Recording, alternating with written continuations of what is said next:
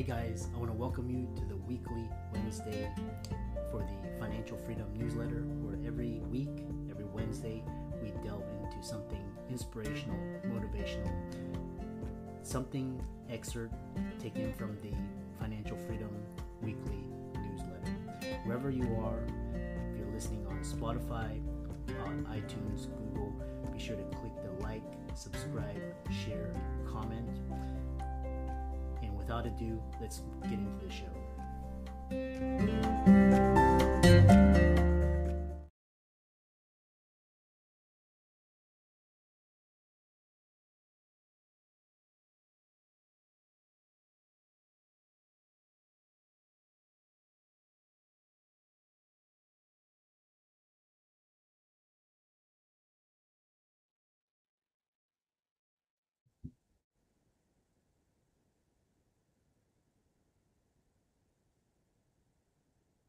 Hello, guys. Welcome to this week's podcast episode for the Financial Freedom for Physicians podcast. And I'm really excited about today's guest. She's Dr. Jill Wade, and she's a dentist by trade, but she's an entrepreneur. And today is talking all about entrepreneurship, influencing social media, and getting your financial freedom. And she's a member of the medical community. So, I'm always excited about connecting with like-minded individuals and pushing the boundaries of what's possible. So, Jill, welcome. Thank you so much for having me. This is going to be so great. I always love meeting and getting to talk to other big thinkers, and I can tell right off the bat that's exactly who you are, and you're bringing that to your audience, and I want to congratulate you on that.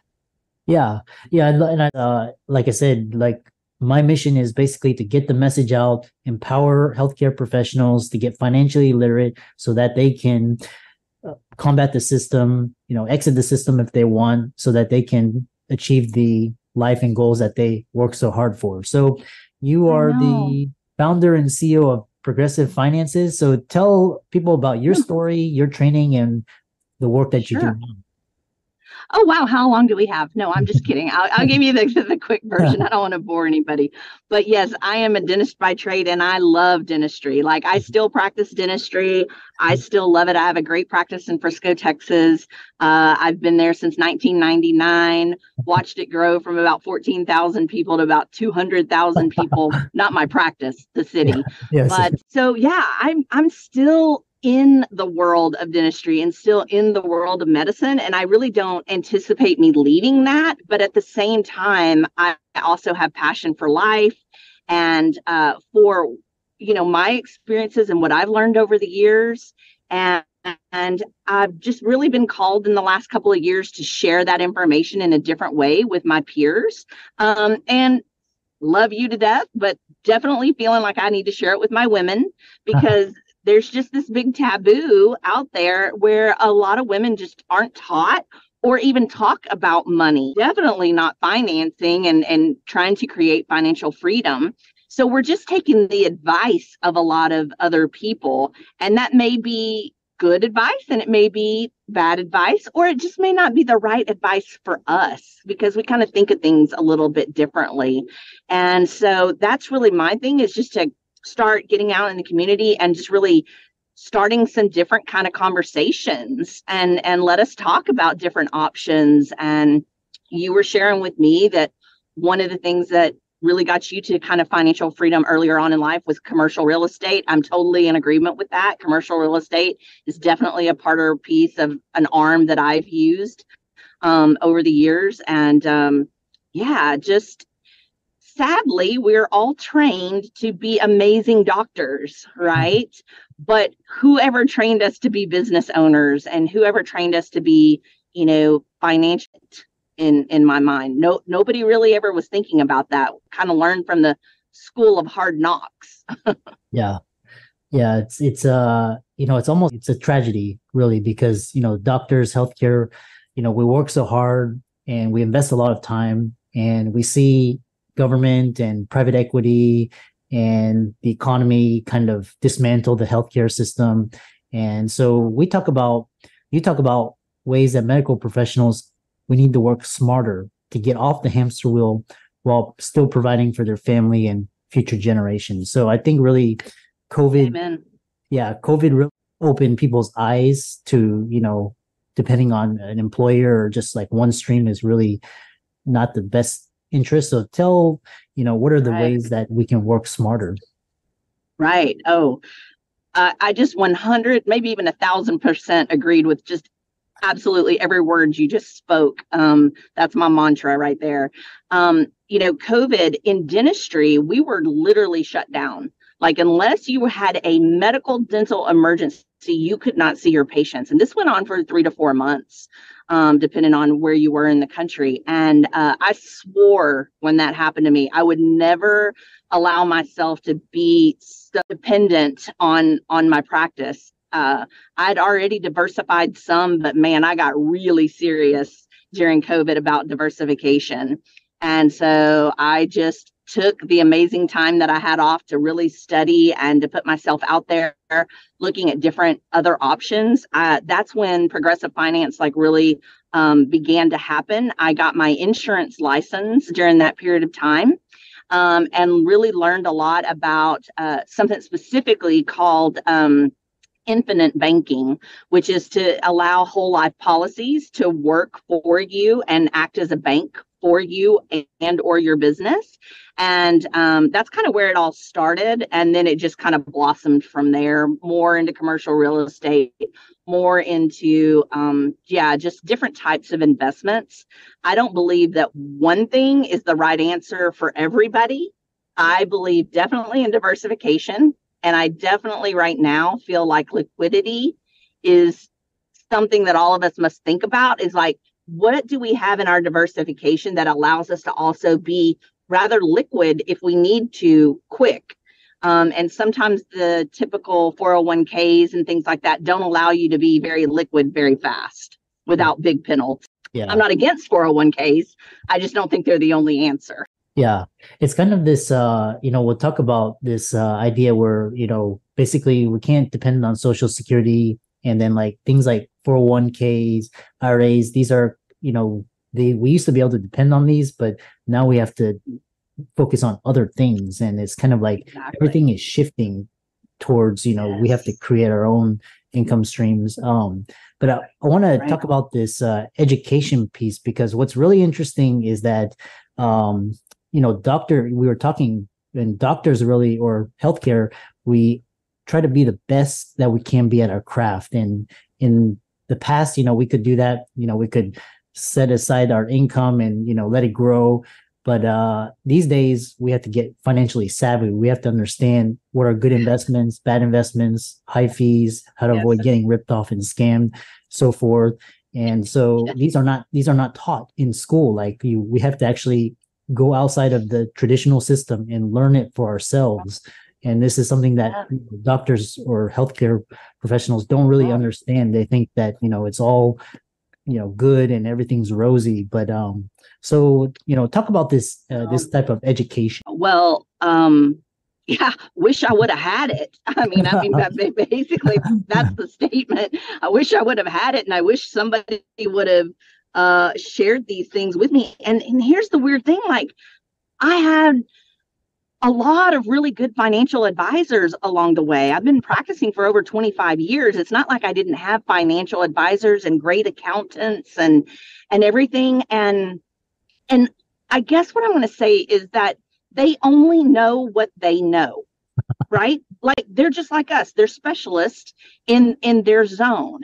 And so if they're really big believers in the stock markets, and they're going to make money on you, buying and selling stocks, then guess what they're going to tell you need to do? Yeah. Put all your money in the stocks, right? So I come at it a little bit more from the way I was trained, which is comprehensive dentistry, comprehensive evaluation, coming up with a comprehensive and diversified plan, which is going to last for a long time. We're going to have short-term goals, we're going to have long-term goals, and we're going to understand each one plays a role in creating that financial freedom. And my other big thing for all of us who have gone through all these years of training is that the stress level of owning your own business really affects your financial freedom. Because, for example, I was a single mom for 10 years. And when I was a single mom, I was the hamster on the wheel. I only could comprehend that the only way I could make more money to try to get to financial freedom was to work harder and to work more. And unfortunately, at that time, nobody in my zone or nobody in my world told me about some other opportunities that were already right there in front of me. I just didn't know about them. It kind of pissed me off after I did realize about some of this stuff. But there were things that I could have done right then to set myself up to actually keep more of the hard money I was already earning by setting up some trust and doing some asset allocation in some different ways where my tax liability would have literally made me more money than what I was trying to do, which was just work harder. So these are the things that I feel like people just aren't out there talking about. It's almost like taboo. I mean, I find my friends talk more about sex than they do, money and debt. And I'm like, literally, we need to be talking about those kinds of things, because that's what's going to set us up to have a more fulfilled, fun, enjoyable life. And I think that's where we all kind of during COVID we stepped back and realized, hey, maybe we're all working a little bit too hard. Maybe we're all a little bit too much on the hamster wheel. And how could we kind of enjoy life a little bit more? And that's what I'm all about. I'm about empowering people to do what they want to do, enjoy what they do, take good care of their patients, but also take care of their family and themselves. Yeah, I knew something was wrong with the financial system when I was talking to a financial advisor recently. This was actually recently, like within the last 6 months. And he's still touting mutual funds. And like, if you know, mutual funds are like, they're like dinosaurs. It's like kind of like, going back 30 years and, high fees and really, extremely volatile. You're taking on all the risks. They take all the profit. And I was like, if this is the state of the financial system, it's time to people level up and start, understand. And then and it's quite interesting because most, dentistry is a little bit different because a lot of people open up their practices but a lot of physicians are kind of bound to this W-2 situation and they're tied to hospitals and their tax liability is out the roof. And so, once you understand like taxes are a big waste of money, in my opinion, and it's just going to, corporations and just, not wasteful spending. But, so talk about if 401ks, stocks, option, these are kind of the traditional ones, but a lot of physicians are turning to real estate, syndications. This is we're not advocating for any particular investment, but it's time to start thinking about different ways of diversifying. Absolutely. Yeah. And it's fun. But you can't just go out there willy-nilly and just try something off the bat. Like, let's do a little bit of research because you can lose some money if you're not careful. But to me, I always, and it sounds like you too, early on in your career, realized that commercial real estate had a place. I think for any of us that have a brick and mortar building and actually own our own practice, I think one of the first things that you need to do is get out of leasing and get into buying and at least own your own building for your own business. I think that's super important because you're building your asset. And I mean, you're going to stay in business, so you're a pretty good risk, right? So, I think as soon as people can do that, they need to do that. And then I also know my area well enough. Like I said earlier, watched it grow from 14,000 people to 200,000 people. I knew my area. You know your area. You know what areas are going to be growing and which ones are going to hold their value. So get in as early as you can. And if I had it all to do over again, I would have gotten in even sooner. I would have done anything. I'd have sold Girl Scout cookies on the corner if I realized at that moment in time that my best bet would have been to buy that commercial real estate earlier rather than later. I still got in on a good deal, but I could have accelerated that by 10 years if I just really understood how powerful it is to own a commercial real estate building, have 2 or 3 renters paying for your asset. Yeah. It's a fabulous thing, because then you can use that equity and that ability of that building to help you go to your next project or go to your next project. And it works beautifully. Yeah, it's beautiful. The real estate, the best time to buy was yesterday. The next second best is now. Actually, I'm not sure about It's this. today. Yeah, right. People right now are, I hear a lot of comments right now about, well, the interest rate's too high. And I was like, well, it might be, but who knows where it's going? It may never go back down again. Yeah. It may go up. I don't know. But here's the deal. If it goes back down, guess what? You can correct that. You can go back around and work your loans again. But don't let that stop you at this time. That's just part of the cost of doing the business now. And you're going to figure out a way to make that work. And I still think I think it's still a very good option for most people. Yeah, especially everybody's gonna need housing. Of course, it's very local, as you said, and different asset classes within real estate are performing better than others in this current climate. There's work from home, so I'd be cautious on watch. Right. I heard industrial and land or self-storage; those are doing well. Yes. Well, we also live in a town where the college went from, kind of a smaller college, and they went to D1. All of a sudden, the city is like exploding and has not enough places for these kids to live. So we gobbled up several different homes, redid them really fast, and are renting them out to college students. And, so you have to be, what am I trying to say? Different opportunities for different people in different places, but look around, your community, what's coming, what's going to happen. And can you be just a little bit on the forefront of what's coming into town and basically be able to grow with that? Yeah. So well said. The other thing is, a lot of the audience is female doctors, and they want to get financially empowered. Now there's equal opportunity, and there's Me Too as well. So how are you helping this cohort achieve more empowerment in the medical community? That's so great. Really my main instantly right now is just to start creating conversations and getting people talking about things and following just my message. And hopefully if they like what they're hearing, they'll start to follow me and listen to more conversations. And then I just finished writing a book. So the book should be out in a couple of months. And hopefully, that's written for everyone, but I will say it has a little bit of a feminine twist to it. And then we are also creating something called the Boardroom.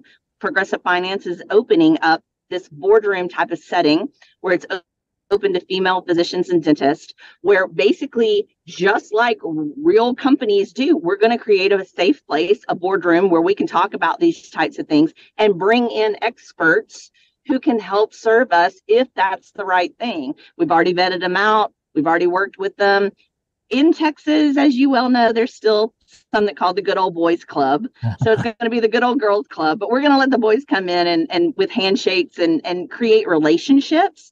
Things got so transactional over the last 10 years from when I first started my business. And I still truly believe that moving forward in today's times, we're going to go backwards. It's going to become more relationship building, so that people believe in the people that they're dealing with and are able to help them with their projects or purchases. Where it got there for a couple of years where it was super transactional. You'd go into a big bank and you were just a number, and your portfolio was just a number, and they didn't really look to see how passionate and successful you already were to say yes to you. I think we're going to go backwards, and we're going to find that these types of relationships are what's going to make us successful in the future moving forward. Yeah, it's such a way. And then final question is, before we get to how the audience can contact you, because I really enjoyed talking with you. You have this great energy. But during the pandemic, when there was a whole flux of virtual people speaking, getting up, talking about, diversifying income. And then one client, she reached out to me, and she's like, she was a healthcare, and her entire life, she was taught, just get a job, put your head down, get your income, trade your time. And then when, COVID hit, it just was a shock. And she never even thought about multiple streams. So your question is really interesting. Why has nobody told us these things before? And should people listening to this be pissed or disbelief or empowered or motivated, inspired? Just want to end it on that note. I'm going to guess that the first time people hear about certain things that we start to talk about, right, they're going to be in disbelief. And I'm cool with that. I have no problem with that. I was in disbelief at first. I think that's why some of our financial advisors and our accountants give us maybe not so good information of their opinion, because they don't know what they don't know. And so they're in disbelief that could work. So I'm not going to judge somebody or downgrade somebody, because they still may be super smart about what they know. But once you go, these are smart people, your listeners are smart people. They're going to go in, they're going to do a little bit more research on their own. They're going to read some stuff. They're going to look at and talk to different people. And then they're going to realize, hey, I do just want to open my brain. I want to expand my thinking. And I just want to listen to some other options. Once you start to dig down into the other options, there's so many different ways to do it. So I'm just saying, open your mind. And then the disbelief becomes pissed that somebody didn't tell you about this earlier. Because, statistically, most millionaires don't happen until they're like 58 years old. What if we start thinking, instead of our incomes being something that's going to support our lifestyle, and we really start thinking about them being an investment? How can we use the money that we make to be investments so that we can grow our portfolio? And we just basically shrink that time 10 years. And now you're like 48, maybe, by the time you're a millionaire. Like, that's beautiful. That's beautiful. Who wouldn't want that? Right.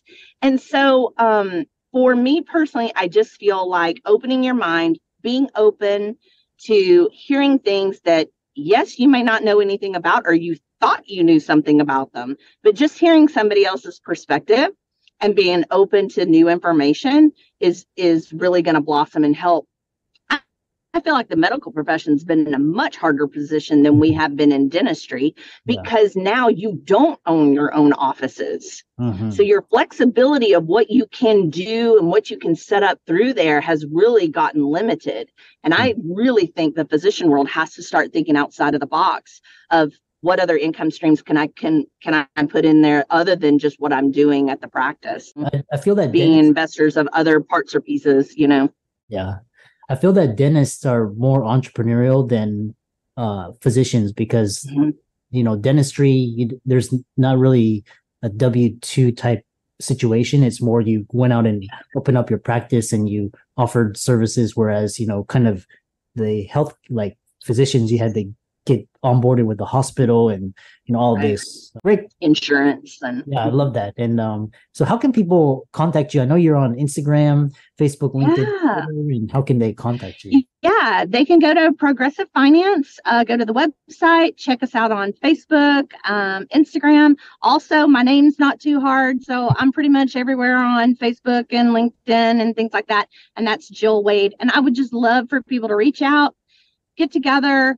We'll, obviously be posting. I'm going to stay in touch with you because I love what you're doing, and we're just going to create some really great conversation. And that's how it starts, right? That's how a movement starts. Yeah. That's why I built this podcast, was as a platform to create a fireside chat for entrepreneurs and new ideas and get inspired. So thanks so much for coming onto the podcast, and really enjoyed this conversation. Thank you. Thank you. Have a great day.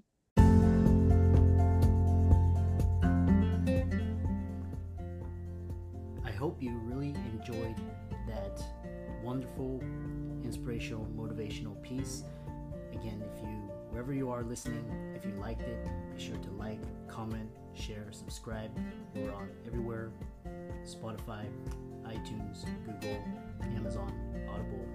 And without much ado, be sure to thank this show's sponsors, and we'll see you next week.